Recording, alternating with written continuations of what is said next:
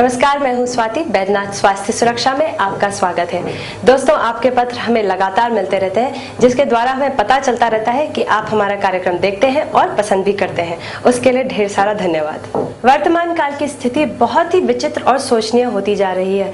हर व्यक्ति कामना तो करता है सुख की, परंतु जो सुख का रियल बेस होता है यानी हमारी हेल्थ, उसकी तरफ हम ध्यान ही नहीं देते। ध्यान जाता है तो तब जब हमारी तबीयत खराब होती है। अगर हम शुरू से ही अपनी सेहत का ध्यान रखें तो कई बीमारियों से बच सकते हैं। इसी बात का ध्यान रखते हुए आज हम बात करेंगे साइनस की, और हमारे साथ है doctor Anu Mishra. Welcome to our studio. Doctor साहब, जैसा मैंने कहा, आज हम बात करेंगे साइनस के बारे में। तो सबसे पहले हम ये जानना चाहेंगे कि साइनस किस प्रकार की बीमारी है। साइनस, इसको जो बेसिकली आयुर्वेद में हम लोग पीनस बोलते हैं, पीनस रोग है। इसके अंदर हम लोग जो एक तो इसको प्रतिशाय, जैसे कि जनरल कोल्ड हो जाता है या इन्फ्लुएंजा है, उससे कोरिलेट करते हैं। ये ऐसा नहीं कि सिर्फ प्रतिशाय से ही होता है, लेकिन ये इंडिपेंडेंटली अब जो है ग्रो कर सकता है। मैक्सिलरी साइनस है, इथियोमोइडल साइनस है, प्लस फ्रंटल साइनस। इसके अंदर एक म्यूकस लेयर होती है, उसमें इन्फ्लामेशन होने की वजह से जो सिक्रीशंस पैदा होते हैं उसे हम जो है साइनस बोलते हैं। और इन्फ्लामेशन जो साइनस में हो जाती है उसका हम साइनोसाइटिस रोग जो हम आज जिस पर डिस्कस करेंगे उसके बारे में इसको बता रहे हैं, साइनोसाइटिस। आपने इतने सारे साइनसेस के नाम लिए, तो ये अलग अलग प्रकार के साइनसेस है। जो मैक्सिलरी साइनस है, बेसिकली हमारे चीक्स वाला जो पोर्शन होता है वो हमारे वहाँ होता है। फ्रंटल साइनसेस हमारे जो फोरहेड है वहाँ पे रहते हैं, और जो एथियोमोइडल साइनसेस हैं वो हमारे पैरानेजल रीजन के अंदर होते हैं। तो ये बेसिकली 3 तरह के साइनसेस हैं जिसमें इन्फेक्शन हो सकती है। तो डॉक्टर साहब, ये बीमारी होने का कारण क्या है? साइनस की कई वजह, एक तो ये कि इंडिपेंडेंटली जैसे लो इम्यून जिन लोगों का होता है वो जल्दी जल्दी इन्फेक्शन कैच कर लेते हैं, उस वजह से होता है, जिसे हम बोलते हैं प्रतिरोधक क्षमता जिन लोगों में कम होती है। सेकेंडली, कई बार ये बैक्टीरिया और वायरल भी होता है, जिसके अंदर स्टेफिलोकोकस एंड स्ट्रेप्टोकोकस इस तरह के बैक्टीरियल इन्फेक्शंस मानते हैं। जैसे मॉडर्न में इसको वायरल से कोरिलेट करते हैं, लेकिन हमारे आयुर्वेद में इसको वात कफज रोग के साथ कोरिलेट करते हैं। और इसका जो एक मेन वजह है, इसके अंदर जैसे एडिनोइड्स हैं जिनको टॉन्सिलाइटिस रहता है, उनके अंदर इन्फेक्शन के चांसेस ज्यादा होते हैं। जो जल्दी ज्यादा लोग जैसे शीतल चीजों का ज्यादा प्रयोग करते हैं, जैसे कि ज्यादा बर्फ है या ठंडे पानी को लेना, एसी कूलर्स को जो लोग ज्यादा यूज करते हैं, या ज्यादा ओस या ज्यादा फोगी डेज के अंदर, इस तरह की चीजों का जो एग्रावेशन के ज्यादा चांसेस होते हैं।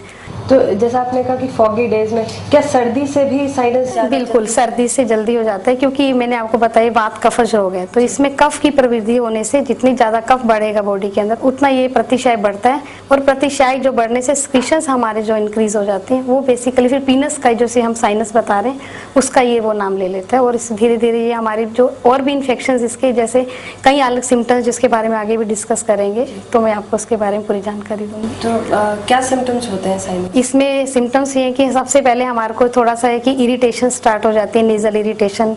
कई बार लगता है नाक के अंदर ईचिंग स्टार्ट हो रही है, आईज के अंदर ईचिंग स्टार्ट हो जाती है। फोरहेड में हमारा हमेशा ऐसे लगेगा कि हैवीनेस है या हेडेक्स, जो इसका मेन कंप्लेंट लेके पेशेंट्स हमारे पास आते हैं।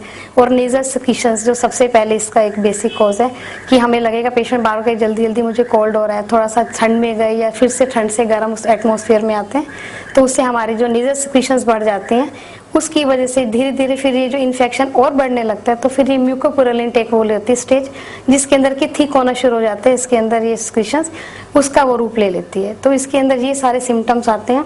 कई बार पेशेंट जो है इसके बारे में हमारे को बताते हैं, प्रीमोलर जो हमारे होते हैं दांतों में भी पेन बताने लगते हैं। तो ये इसके सारे बेसिक कॉजेज हैं। डॉक्टर साहब, क्या इस बीमारी का कोई आयुर्वेदिक उपचार है? बिल्कुल है, और इसका बहुत अच्छा इलाज है। इसके लिए हम कई तरह से ट्रीटमेंट देते हैं। एक तो इसके लिए हम पंचकर्मा ट्रीटमेंट जो हमारा बहुत अच्छा है, जिसमें शोधन चिकित्सा बोलते हैं, जिसको हम टोटली इरेडिकेट कर सकते हैं। इसके अंदर हम एक इसका ट्रीटमेंट देते हैं नस्य शिरोविरेचन।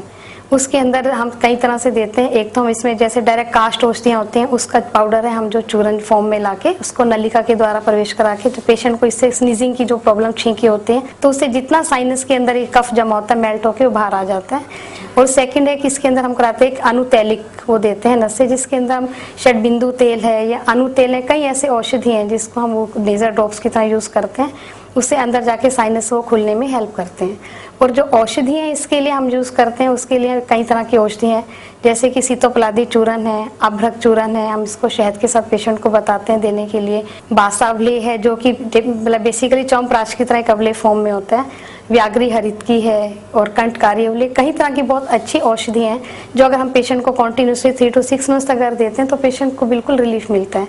एक इसके लिए हम वार्षवेद भी कराते हैं, जिसमें हम मतलब भाप देने वाली जो क्रिया बोलते हैं स्टीम इनहेलेशन, उससे पेशेंट को बहुत ही मतलब इसमें अच्छे रिजल्ट्स मिलते हैं। वो मेडिकेटेड हम जो कोई भी मेडिसिन हम तैयार करते हैं इसके लिए देवदाली नस्से देते हैं तो स्टीम दिलवाते हैं, तो पंचकर्मा प्लस औषधि जो हम इसमें देते हैं दोनों मिलके बहुत अच्छा इसका एक रिजल्ट है। डॉक्टर मिश्रा, आपने कहा कि पंचकर्म ट्रीटमेंट होता है, तो क्या वो किसी खास आयुर्वेदिक सेंटर पे ही हो सकता है या कोई भी आयुर्वेदिक डॉक्टर ये सजेस्ट कर सकता है और आपके लिए कर सकता है? ऐसा नहीं कि सिर्फ किसी पंचकर्म के लिए आपको आयुर्वेदिक सेंटर के पास जाने या उसके किसी डॉक्टर पास जाने, डॉक्टर एक बार अगर आपको गाइड कर देगा तो आप ये घर में भी इसको इजीली कर सकते हैं। ये मेथड जो है पेशेंट को क्योंकि समझा दी जाता है कि कैसे कैसे औषधि में इसमें कैसे आपको स्टीम लेना है, कितनी देर के बाद आपको फिर ड्रॉप्स अपने उसमें यूज करने हैं, उसके कितनी देर तक आपको लेटे रहना है, और उसके साथ साथ क्या आहार भी आहार है जो इस पंचकर्मा के साथ हम बहुत ज्यादा इस पे ध्यान देते हैं, वो है कि इसमें आपको ठंडी चीजें, शीतल जो पेय हमारे जो होते हैं जैसे कि कोल्ड ड्रिंक्स हैं, आइसक्रीम्स हैं, या और भी हम लोग पेशेंट को इसमें कहते हैं नहीं लेने,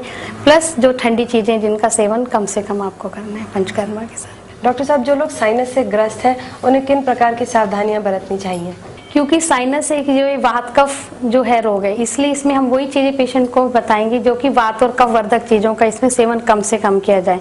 तो आहार के अंदर जो हम बता रहे हैं इसके अंदर यही सब चीजें कि चावल है, दही है, जितनी भी जिनका मतलब जो कफ बनाती है हमारे शरीर के अंदर, उन चीजों का सेवन कम से कम करना। इसी तरह केला है, जिसमें हम फ्रूट्स में भी ध्यान देते हैं कि कौन से ठंडे फल हैं जो पेशेंट को नहीं खाने हैं। और तीसरी बात ये कि जो ज्यादा ओस वाले उसमें नहीं जाना, ज्यादा बहुत जल्दी जल्दी कई लोगों को स्नान करने का होता है वो नहीं लेना है। रेनी सीजन में जैसे एग्रावेट होता है तो बरसात में कम भीगे, ये सब जो है हिदायतें हम ऐसे पेशेंट्स को देते हैं।